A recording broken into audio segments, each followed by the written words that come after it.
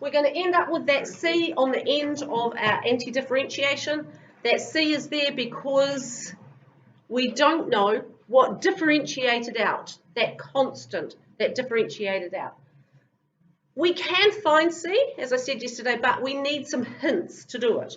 So what sort of hints would we be given? We've got two sorts of questions that we can use, but basically we're just solving for it.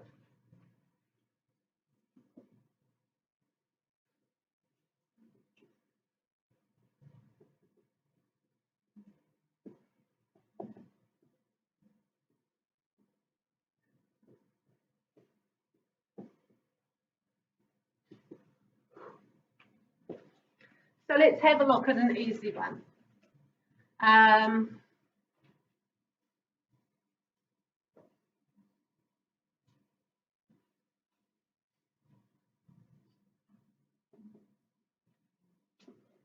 The gradient function of a graph is f dashed of x equals 3x minus 8. All right?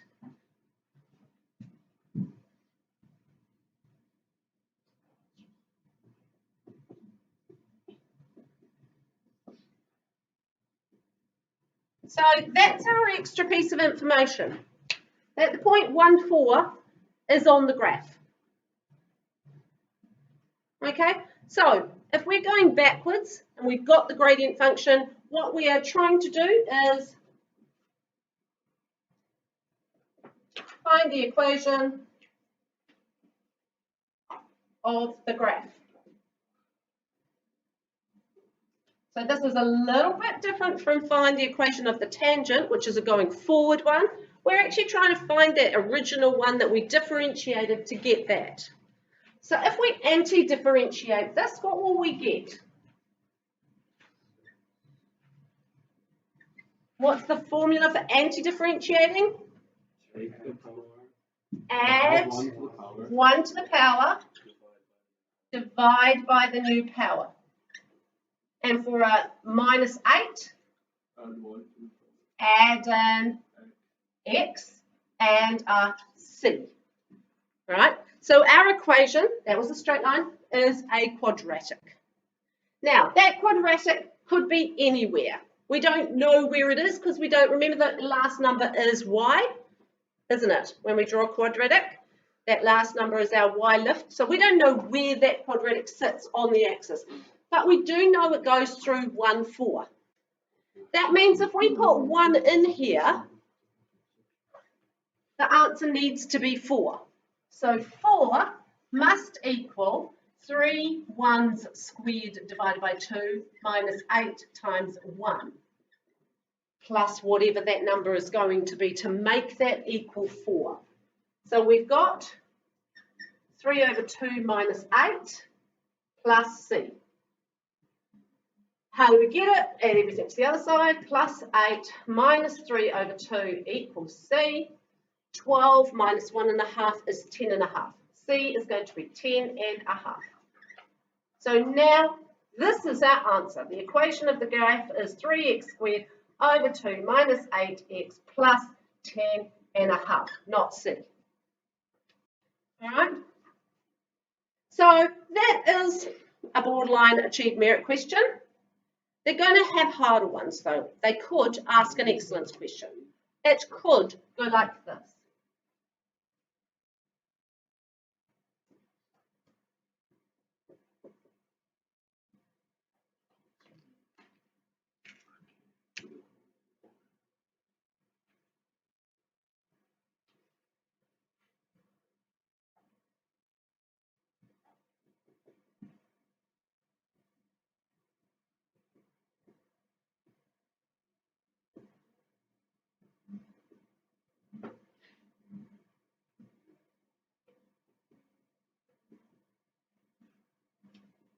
Okay, so nothing talking about gradient function or anything, just saying if you've got the double derivative and we need to find the ordinary one, what's going to happen? We're going to have to Anti-differentiate twice, all right?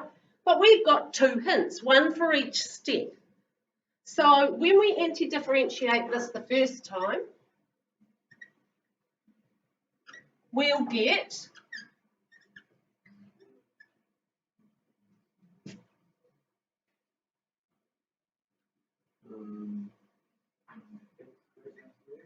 good, x squared minus 3x plus c. But we're going to call it c1 this time because we're going to get a number of them. All right? So now we're going to put this piece of information in, that f dashed of 2 equals 2 squared minus 3 times 2 plus c1, and it has to equal 3. So we've got 4 minus 6 plus c1 has to equal 3. What's c1 equal to?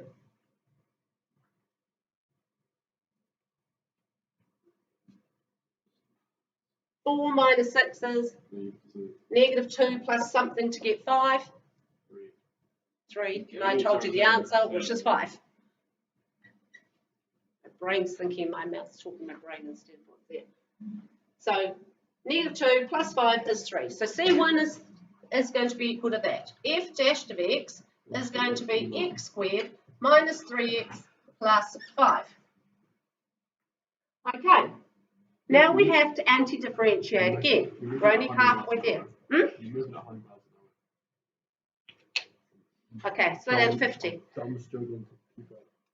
So we've differentiated once. We've used the hint from the question that when we put 2 into the equation, we'll get 3.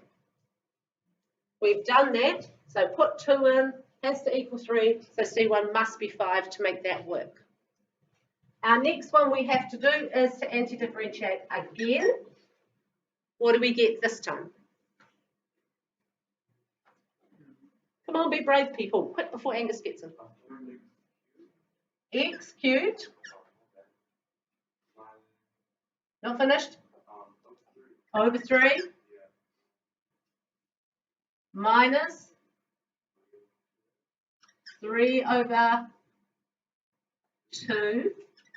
X squared plus 5x plus C2. All right, I've got a second one happening here. Now, our next hint was that, and quite often this is the hint, because they don't want you to do the same thing twice. They can see you can substitute here. So they're going to make this one easier.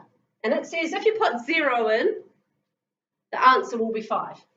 When you put 0 in for things that have x's in it, what will you get?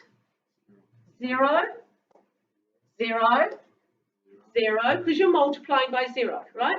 Or 0 is on the top of a fraction. So 0, 0, 0, C2, 0, 0, 0, C2 has to equal 5. So it's easier because of the 0. If you put 1, you would have had to work it all out. But with zeros, they quite often do that just to stop you from having to work as much stuff out. So we've got C2 equals 5. Therefore, our answer is that f of x equals x cubed over 3 minus 3x squared over 2 plus 5x plus 5. And the other reason they can do this is that it doesn't matter how messy this is. It's really easy because x is 0. Right, your job today is to do that work.